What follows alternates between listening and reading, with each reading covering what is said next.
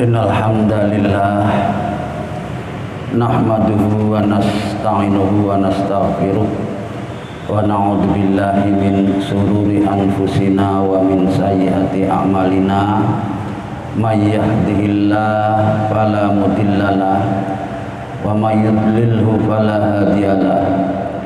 Allahumma shalli wa sallim ala sayyidina Muhammadin Rasulillah ibnu Abdillah alladzi la nabiyya ba'dah. Qala ta'ala fi kitabil karim wa huwa asdaqul qailin. A'udzu billahi minasy syaithanir rajim. Yarfa'illahu alladzina amanu minkum walladzina utul ilma darajat. Wa qala nabiyyu sallallahu alaihi wasallam man salaka tariqan yaltamis fi ilman sahalallahu lahu tariqan ilal jannah. Sadaqallahul adzim wa sadaqa nabiyul karim.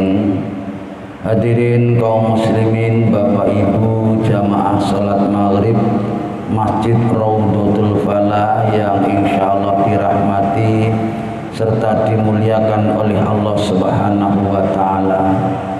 Puji syukur kita haturkan kehadirat Allah. Mudah-mudahan seluruh rangkaian ibadah kita sekecil apapun selalu diridhoi dan diterima oleh Allah Subhanahu wa taala, dapat menghantarkan nanti saatnya kita kembali ke hadiratnya betul-betul mati diparingi dalam keadaan husnul khotimah, jauh daripada su'ul khotimah. Amin.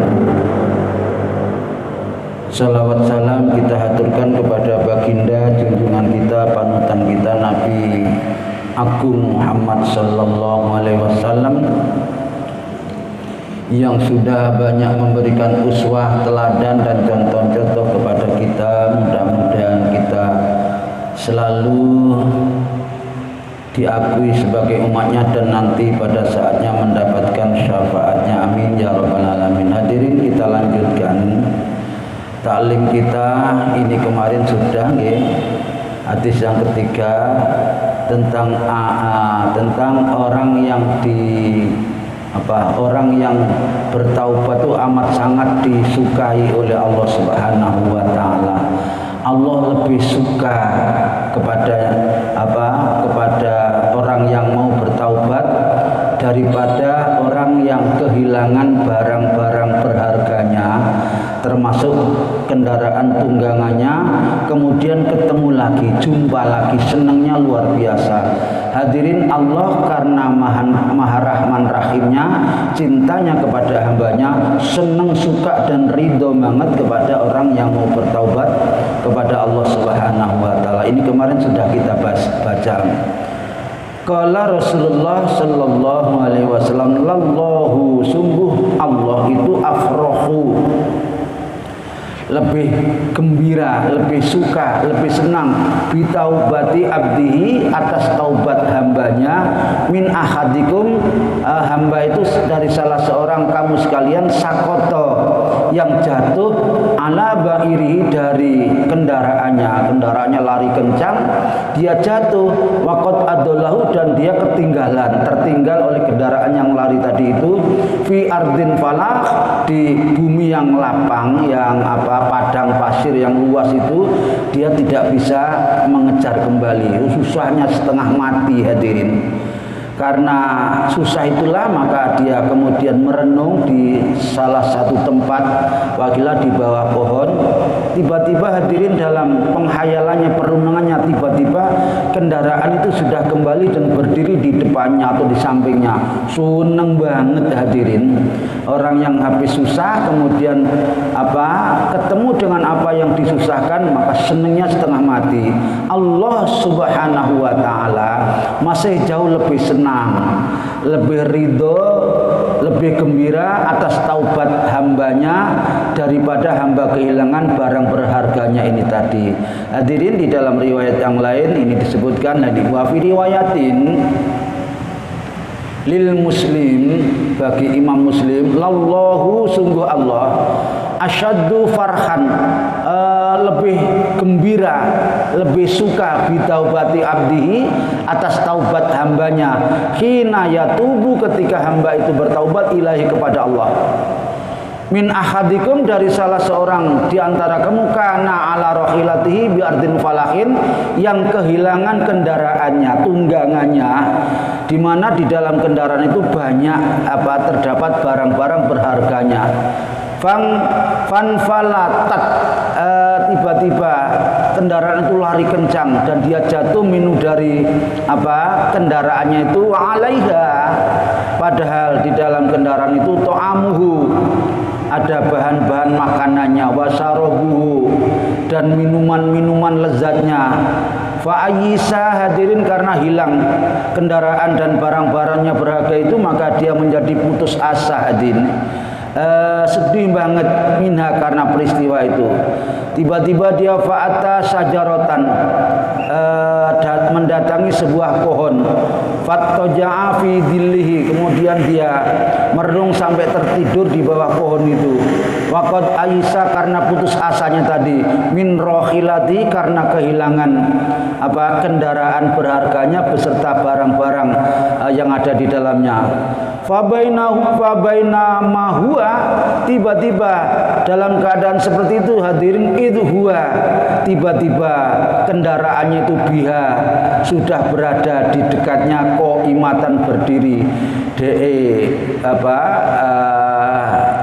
sedih, menghayal, putus asa di bawah satu pohon, tertidur, hadirin. Begitu dia sadar dari tidurnya, terbangun dari tidurnya, dia terjaga, rupanya kendaraannya kembali lagi dan sudah berdiri di dekatnya. Maka fa'akhoda bihitomihima, kemudian dia segera cepat-cepat memegang tali kendalinya. Sumakola, hadirin, sakit senengi, karena barang berharganya dan kendaraannya kembali ketemu, dia kemudian mengucap dalam doanya, sakit senenge, salah oleh dongo min sidatil farhi, karena bangetnya gembiranya, sukanya yang luar biasa, olehnya doa kayak gini, Allahumma anta abdi wa ana rabbuka, wahai Allah, bahwa sesungguhnya engkau adalah hambaku dan aku adalah Tuhanmu. Akhtoan, salah dalam mengucapkan doa itu, min syidatil farhi, karena bangetnya oleh seneng, sakit senengnya, hadirin, mengucapkan syukur, terima kasih kepada Allah Ta'ala, mengatakan bahwa Allah adalah hambanya dan dia Tuhannya, sakit senengnya. Allah tahu, hadirin, apa yang ada di dalam hati manusia. Seperti kemarin itu sudah kita sampaikan bahwa sekali-kali Allah itu tidak pernah melihat kepada tampilan kita, terhadap kondisi fisik kita, terhadap apa saja yang kita lakukan, semata-mata yang dilihat oleh Allah adalah hati kita. Hadirin, ada yang mengatakan Allah juga melihat amal kita, seperti sholat kita, puasa kita, zakat kita, dan lain sebagainya. Tetapi hadirin, dalam beramal seperti sholat tadi itu, Allah tetap melihat apa yang ada di dalam hatinya. Karena hadirin, rupanya memang Allah Maha tahu bahwa di dalam orang yang beribadah itu, baik sholat, puasa, zakat, rupanya memang di dalam hatinya macam-macam, hadirin. Ada yang betul-betul tulus mengharap ridho Allah Ta'ala, tetapi juga ada yang dibarengi dengan keinginan-keinginan tertentu karena sesuatu selain Allah Subhanahu wa Ta'ala. Itulah, hadirin, maka Allah dengan tegas mengatakan bahwa Allah itu selalu melihat apa yang ada di dalam hati kita. Hadirin yang dirahmati Allah Ta'ala, karena itu maka marilah kita perbaiki hati kita, lebih-lebih saat kita beribadah, kita tuluskan niat kita, ubudullaha, sembahlah olehmu Allah yang sungguh-sungguh, ka'annaka tarahu, karena kesungguhanmu menyembah Allah, kekhusyuanmu seakan-akan engkau melihat Allah Ta'ala. Fa illam tarahu, dan manakala kau belum bisa melihatnya, yakinlah bahwa Allah Ta'ala itu selalu melihat kau, termasuk pada saat ibadahmu. Hadirin, itu tadi hadis yang ketiga. Sekarang yang keempat. Lanjut apa tanya? Jawab? Lanjut dulu nggih. Baik, an Abi Musa Abdullah ibni Qais al-Asy'ari radhiyallahu anhu anin Nabi sallallahu alaihi wasallam qala innallaha ta'ala, bahwa sesungguhnya Allah Ta'ala itu yabsutu yadahu, Allah membuka yada itu, yadun itu tangan mestinya hadirin, tapi maksudnya tangan Allah itu tidak sama dengan tangan kita, adalah kemaha kekuasaan Allah Subhanahu wa Ta'ala.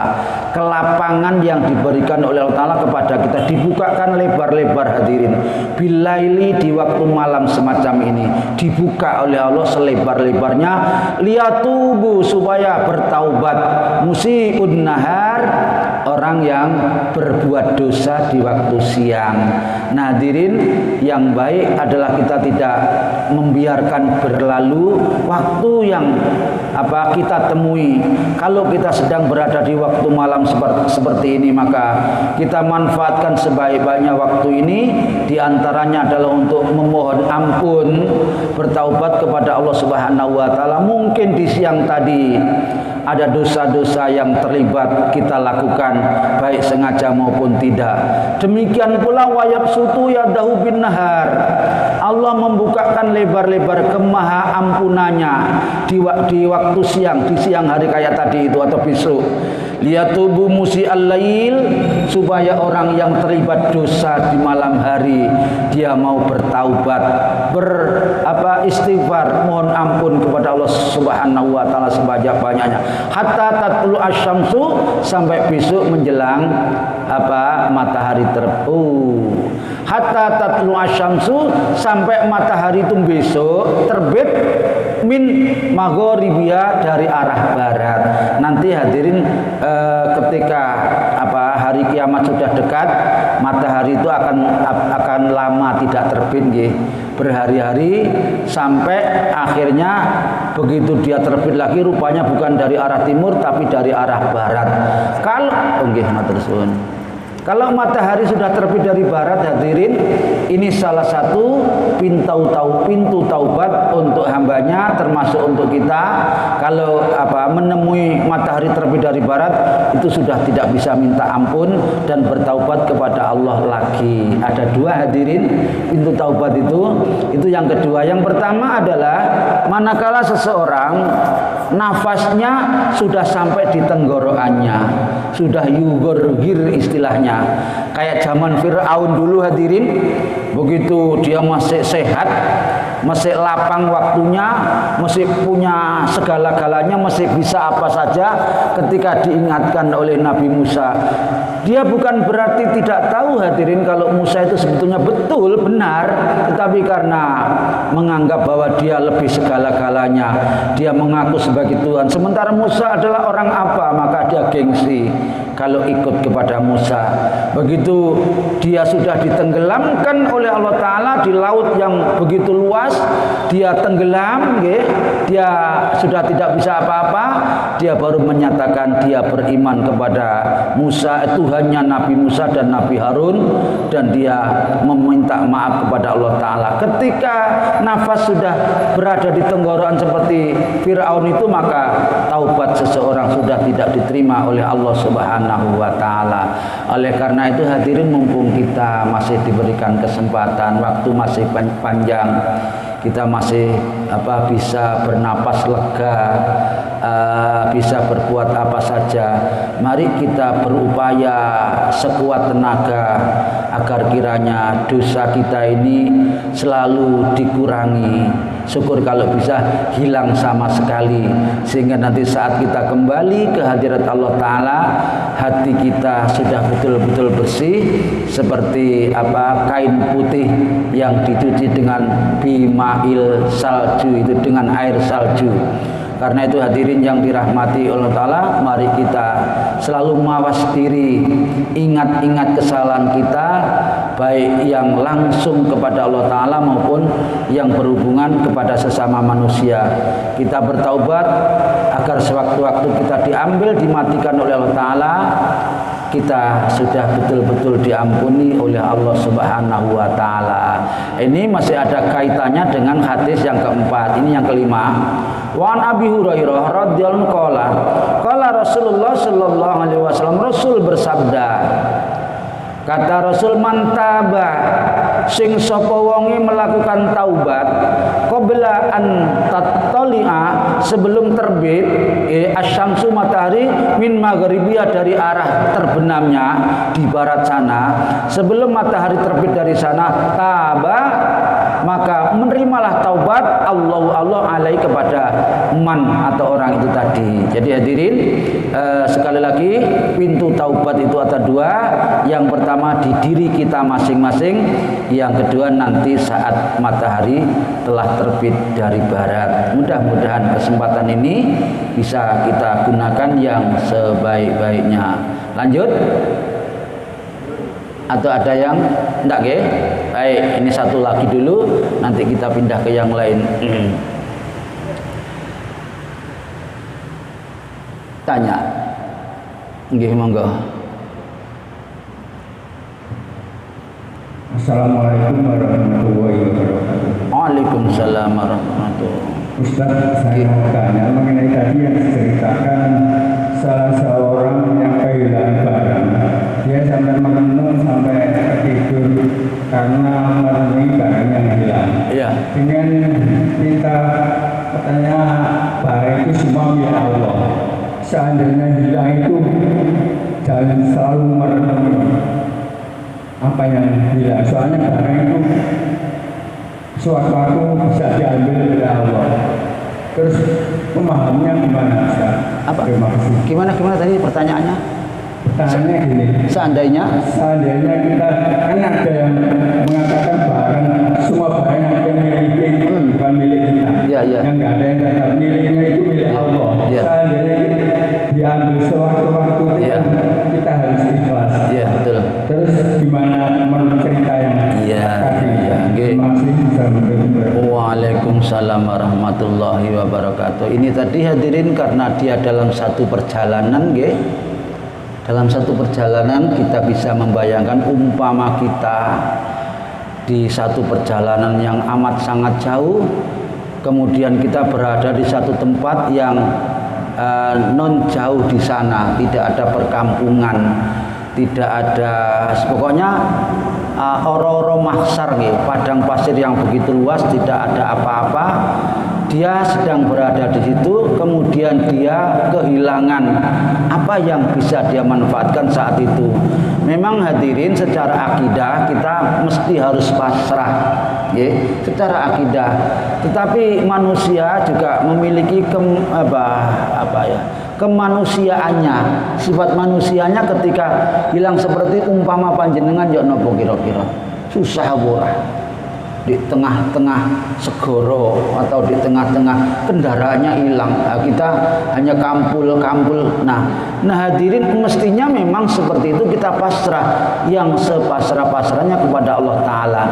Sebetulnya bisa jadi orang yang kehilangan ini tadi juga dia pasrah, tetapi mungkin karena pukulan yang berat di dalam hatinya, dia menjadi putus asa, terus arep lapo, mau makan gak ono sing dimakan, minum yo ora ono, mau jalan-jalan kemana karena kendaraannya hilang. Maka di dalam kesedihannya yang berlebihan dia menjadi putus asa, hadirin.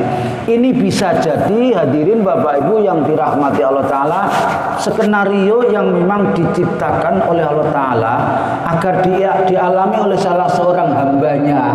Nah saat itu yang mengalami adalah hamba yang diceritakan. Ini kan hanya perumpamaan, hadirin.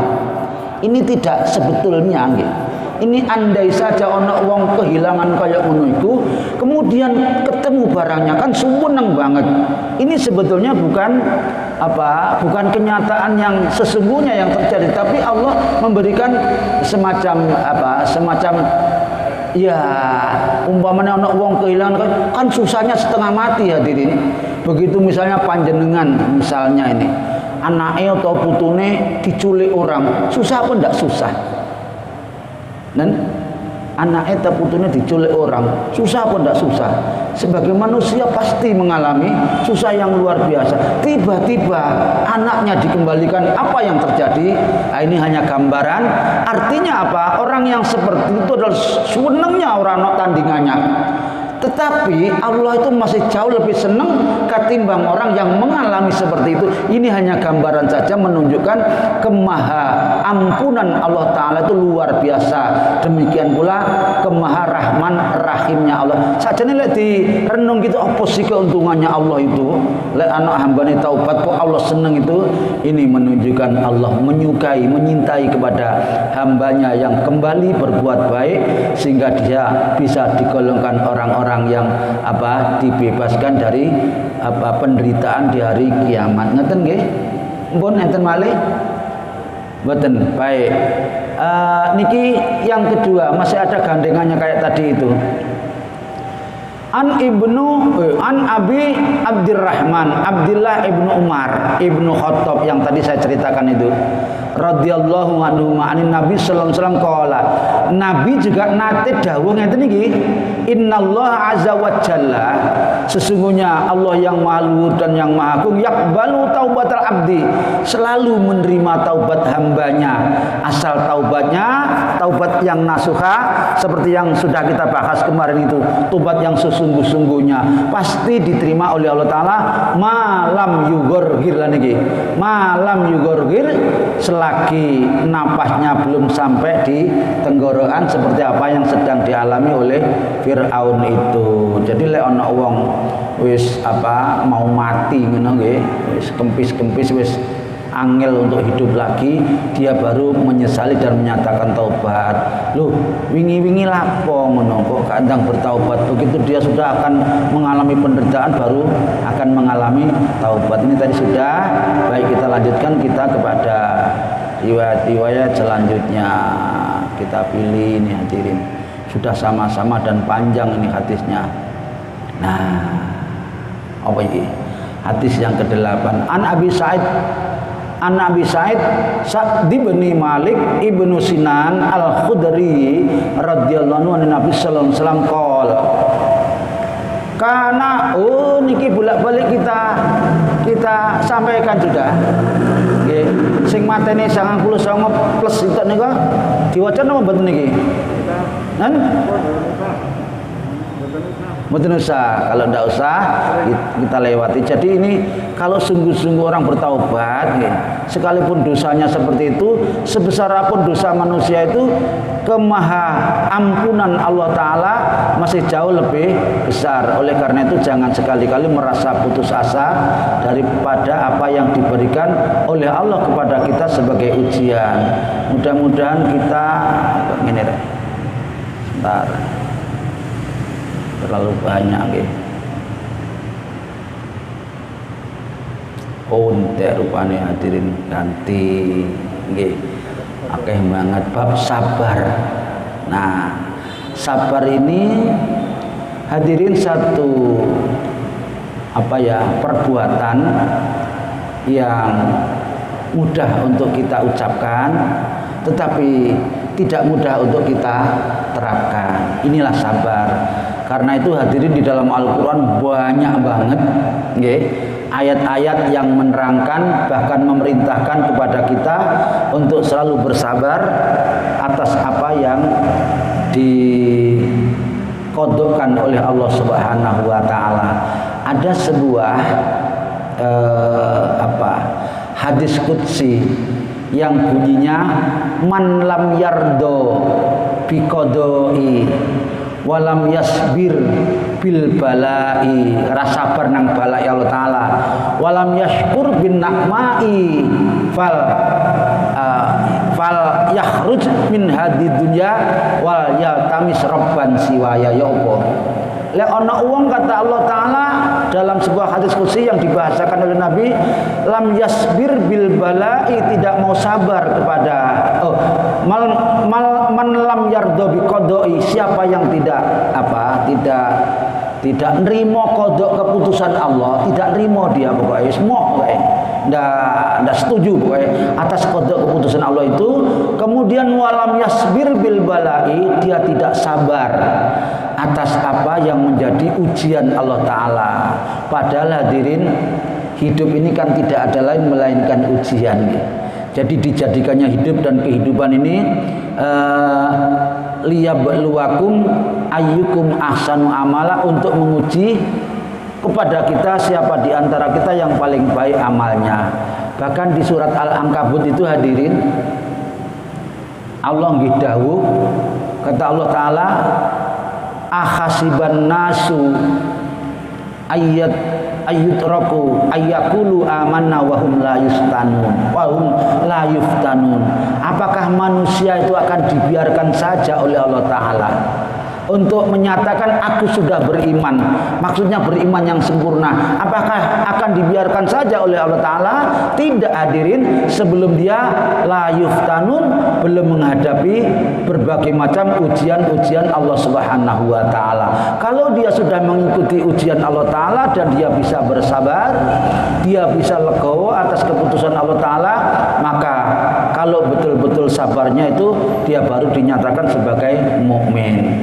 Jadi kita ketika diuji oleh Allah Ta'ala, ujian itu memang kadang-kadang ada enak hadirin, ujian enak, tapi yang lebih banyak yang lebih kita rasakan adalah ujian-ujian ketidakenaan.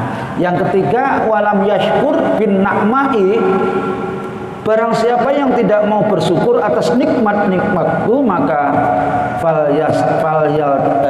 yakhruj min hadid dunya, keluarlah dari alam dunia ini, wal yaltamis rabban siwaya, dan carilah Tuhan selain aku. Allah perintah sampai kayak gitu. Lek gak gelem sabar, gak gelem syukur, gak legowo atas kodokku, carilah Tuhan selain aku. Apa ya iso?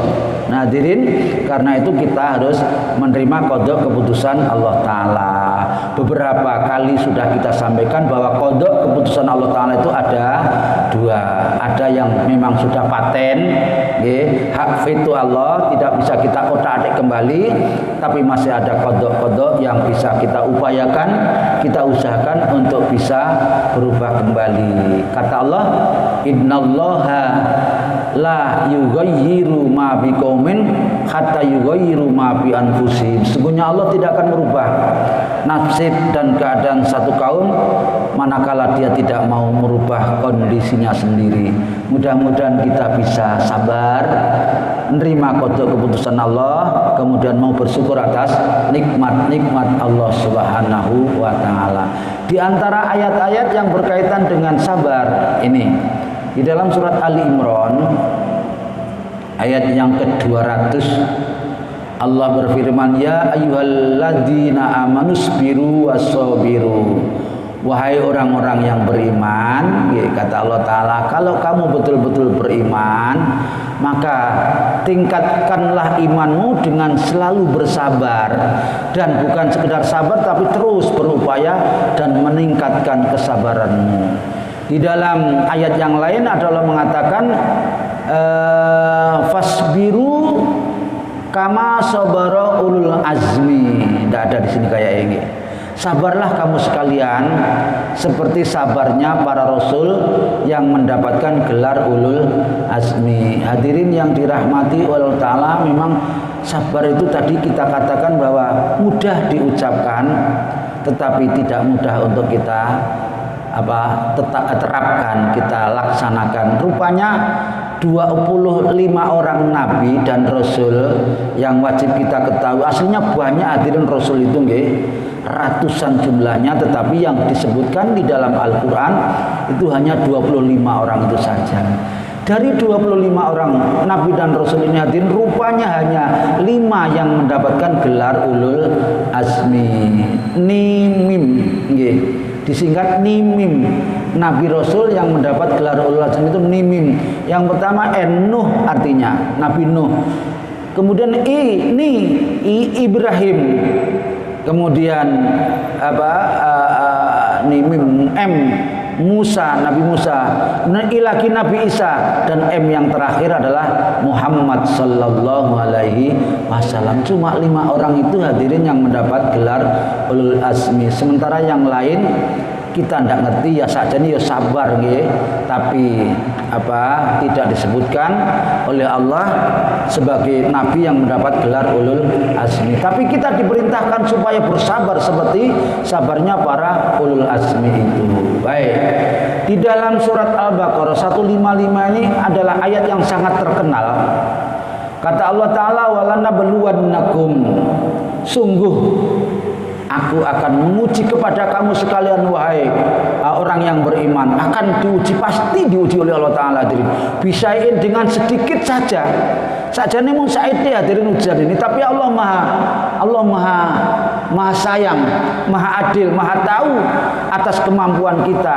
Karena itu ujian yang diberikan oleh Allah Ta'ala tidak berlebihan, melainkan sesuai dengan kemampuan kita yang diuji oleh Allah Ta'ala. Karena itu satu orang dengan orang yang lain ujiannya tidak sama. Rasul saja hadirin ujiannya tidak sama. Ada Rasul yang diuji dengan enak hadirin. Sinten? Nabi Sulaiman, Nabi sing gawandang itu sinten? Yusuf nggih. Nabi Yusuf itu enggak hanya nabi, dia juga raja. Coba nggih. Nabi masya luar biasa pokoknya, ganteng, sugih, raja, rasul lagi. Nah hadirin, ada yang diuji seperti Nabi Ayub, masya Allah. Kenapa? Allah maha tahu atas apa yang diberikan kepada hamba-hambanya, termasuk kepada para rasulnya. Baik, Allah akan menguji kepada kamu sekalian, termasuk kepada kita, bisyai'in, dengan sedikit minal khauf. Selalu khawatir nek rezekinya nanti tidak berkembang, tidak banyak. Khawatir kalau nanti dipindah tempatkan tugas, dimutasi. Khawatir kalau anaknya gini, macam-macam. Walju, dan diuji dengan kekurangan makanan, lapar, kurang.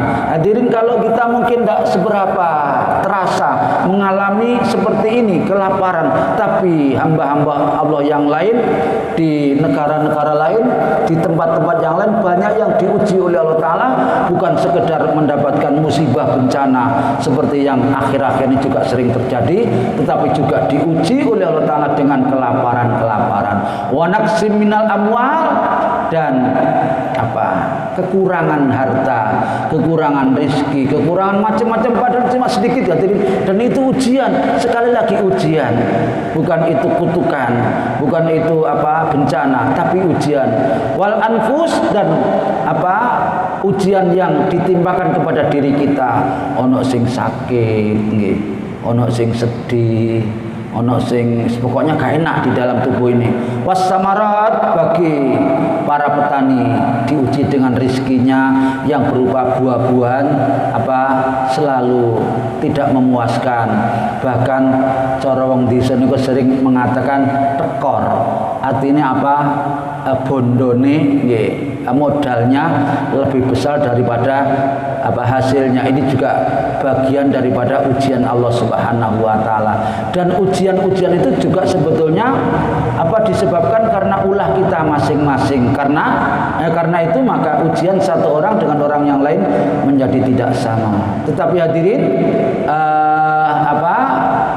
sabarlah, wabasyiris sabirin, maka berilah kabar gembira orang yang selalu sabar atas ujian-ujian Allah Ta'ala. Hadirin, lek diuji oleh Allah, sing paling dak disenengi oleh Allah niku nek ngersulo. Napa ngersulo niku? Sambat-sambat nggih, tidak legowo, tidak. Nah, kalau diuji bagaimana, ya memang ujian itu berat nggih. Jarang ujian yang enak itu jarang. Maka itu lek diuji Allah Ta'ala, doanya hanya 3 hadirin nggih. Allahumma inni as'aluka kuwatan. Ketika diuji Allah Ta'ala, pertama minta kuat mikul ujian itu nggih. Kuwatan, ridho atas apa yang diujikan Allah Ta'ala itu. Jenenge wong nek ridho niku nggih, ya ridho niku sama dengan ya ridho nggih kan. Nggih, terserah panjenengan pun lek katakan sepindah malih pun sampai ngersula. Yang ketiga sabron dan sabar. Jadi Allah Ta'ala minta 3, kuat, ridho dan sabar. Kuat, ridho dan sabar. Ya Allah mugi panjenengan paring kuat dhumateng kula atas ujian ini, sabar dan ridho. Hadirin, karena memang yang paling tidak disukai Allah Ta'ala itu sampai kita wis jarang bersyukur nggih, senengane gremeng ngersula, bahkan naudzubillah kalau sampai suudzon, prasangka buruk kepada Allah Subhanahu wa taala. Baik. Di dalam surat Az-Zumar ayat 10 ada Allah berfirman, innama yuwaffas sabiruna ajrahum bighairi hisab. Orang-orang yang sabar atas apa yang diujikan oleh Allah Ta'ala kepadanya, maka dia akan disampaikan pahalanya yang tanpa hisab. Orang yang sabar itu pahalanya luar biasa. Di dalam hadis nanti ada beberapa riwayat ya dirin. Barang siapa yang dibuat tidak enak oleh Allah, tidak enak nih, bu sedih, bu sedikit sakit, gatel misalnya, gatel kan sakit ya, gatel yang sedikit, bahkan digigit nyamuk, kena duri, atau yang lebih ringan daripada kena duri, hadirin, itu ada perhitungannya di hadapan Allah Ta'ala, dan dia akan dibalas dengan ganjaran yang luar biasa manakala dia ridho, ikhlas dan sabar tadi itu. Walaman sobaro, dan bagi orang yang sabar, wa ghafara, dan selalu beristighfar, mohon ampun kepada Allah Ta'ala, inna dzalika lamin asmil umur, bahwa itu adalah persoalan yang besar yang mendapatkan pahala dari Allah yang luar biasa. As-Surah 43. Wa qala ta'ala, dan Allah yang maluhur berfirman, ista'inu, mohonlah selalu kepada Allah Ta'ala bisabri, dengan cara sabar. Jadi kalau kita mohon kepada Allah itu atas ujian Allah, sabar, wassolati, dan terus meningkatkan kualitas sholat kita. Innallaha ma'as-sabirin. Dan hadirin, innallaha ma'as-sabirin. Hanya orang-orang yang sabarlah orang yang disertai oleh Allah Subhanahu wa taala. Lek ra sabar berarti dia tidak disertai, bahkan tidak disukai, tetapi sebenarnya dimurkai oleh Allah Subhanahu wa taala. Ning sepindah malih bahwa sabar itu mudah untuk diucapkan tapi tidak mudah untuk kita laksanakan. Wa qala ta'ala, wala nabluwannakum hatta na'lamal mujahidina minkum was-sabirin. Allah akan selalu menguji kepada kita hatta na'lamal mujahidina, sehingga diketahui oleh Allah siapa di antara kamu sekalian minkum yang selalu menjadi mujahid, pejuang-pejuang atas kebenaran dan agama Allah Subhanahu wa taala, was-sabirin, dan orang-orang yang sabar. Surat Muhammad 31. Wal ayat, lah ini kalau diteruskan dibahas semua ayat-ayat bil amri sabri, tentang persoalan sabar di dalam Al-Qur'an adalah kasiratun ma'rufatun. Banyak banget yang amat terkenal dan kita ketahui. Sekarang kita akan pindah kepada astagfirullah, makanya kok gak kena lali mau.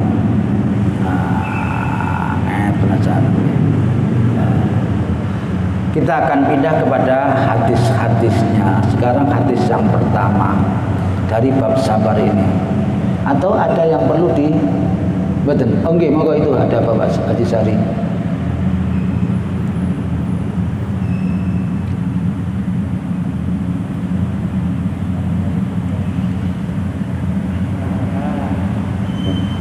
Ada kalimat innallaha ma'as-sabirin. Allah bersama orang-orang yang sabar. Bersama di sini maksudnya bagaimana? Karena ada satu paham sampai ekstrim. Bersama Allah artinya meskipun saya tidak khawatir untuk masuk neraka asalkan Allah saja. Nah itu bagaimana itu? Iya. Terima kasih kembali.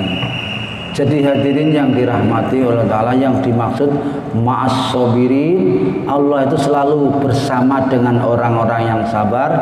Bukan berarti sama secara fisik maksudnya. Jadi biar masuk neraka pokok bersama Allah. Loh, Allah mlebu neraka lah. Dan artinya apa? Allah selalu meridhoi, selalu memberikan pertolongan-pertolongan, selalu memberikan ampunan dan rahmat, bahkan kemudahan-kemudahan kepada orang yang sabar, mencurahkan apa kenikmatannya kepada orang-orang yang selalu sabar atas berbagai macam ujian dan cobaan dari Allah Subhanahu wa taala. Bukan berarti kemudian pokoknya bersama Allah sekalipun nang neraka lah. Ya hadirin, kalau sampai di neraka artinya dia tidak bersama dengan Allah taala. Kalau dia bersama Allah berarti dia bersama dengan ampunan Allah. Kalau bersama ampunan Allah berarti dia tidak masuk ke dalam neraka Allah Subhanahu wa taala. Wallahu alam bisawab. Ngaten insyaallah nggih. Nggih, mohon ngaten. Mboten nggih. Baik. Oh, Kak kita aku nggih. Monggo. Assalamualaikum warahmatullahi wabarakatuh. Waalaikumsalam warahmatullahi wabarakatuh. Barangkali bisa diulas lagi. Nggih. Kira-kira perbedaan antara sabar, ikhlas, sama ridho. Oke. Kadang-kadang hampir sama gitu. Iya, iya. Sama tapi tidak sama. Iya. Jadi yang Serupa tapi tidak sama nggih. Iya. Sabar, ikhlas dan ridho. Terus ini yang kedua, bagaimana menyikapi suatu musibah atau ujian? Apakah itu yang dinamakan kalau musibah itu ini ujian atau musibah ini termasuk adab? Iya. Oke. Terus yang kedua ini kayaknya sudah pernah saya sampaikan nggih. Apakah kalau ada musibah, bencana atau apa ya bencana nggih, itu merupakan azab atau cobaan atau peringatan yang satu. Ini sering nggih. Sejak zamannya Pak Zainuddin MZ almarhum itu sudah sering disampaikan. Tergantung musibah itu menimpa kepada siapa. Kalau musibah itu menimpa kepada orang-orang yang baik, itulah ujian Allah Subhanahu wa taala. Diuji karena orang yang ridho, sabar dan tadi itu tidak ngersul atas ujian Allah taala, maka dia akan ditingkatkan oleh Allah taala dan dia dicintai oleh Allah Subhanahu wa taala. Karena itu kalau berupa kalau menimpa kepada orang yang baik, maka musibah itu merupakan cobaan, dicoba gitu. Selalu dicoba. Kalau dia ridho, Allah pun ridho. Tetapi kalau dia tidak ridho, maka Allah juga murka kepadanya. Yang kedua, kalau musibah itu menimpa kepada orang yang fasik. Orang fasik itu kan orang yang sajane nggih apik nggih, ya beriman, ya sholat, tapi dia banyak melakukan dosa-dosa yang dibenci oleh Allah taala. Termasuk wong sholat tapi juga ngelakoni molimo, coba piye ngoten niku. Itu orang fasik hadirin.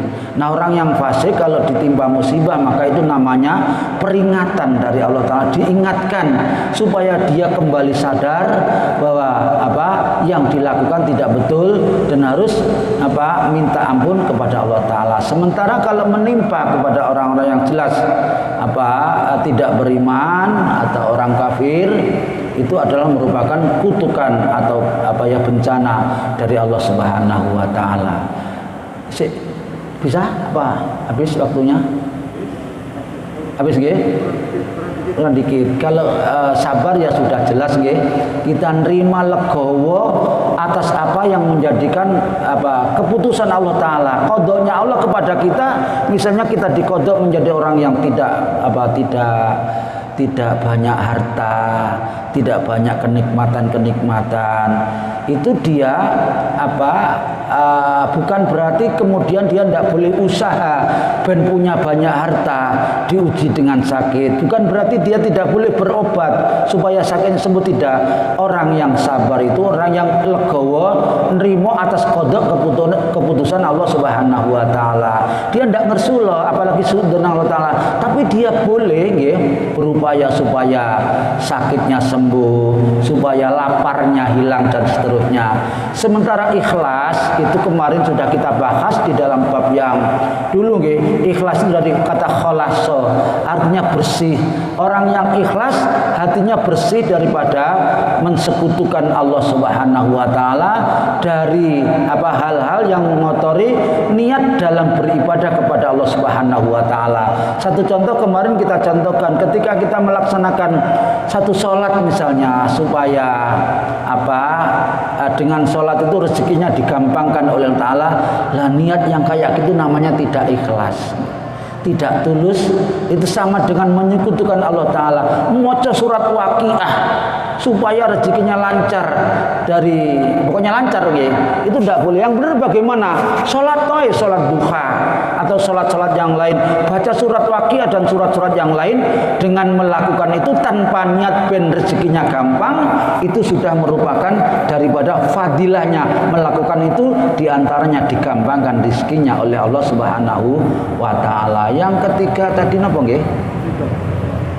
Ridho niku nggih legowo, ikhlas atas keputusan Allah Ta'ala.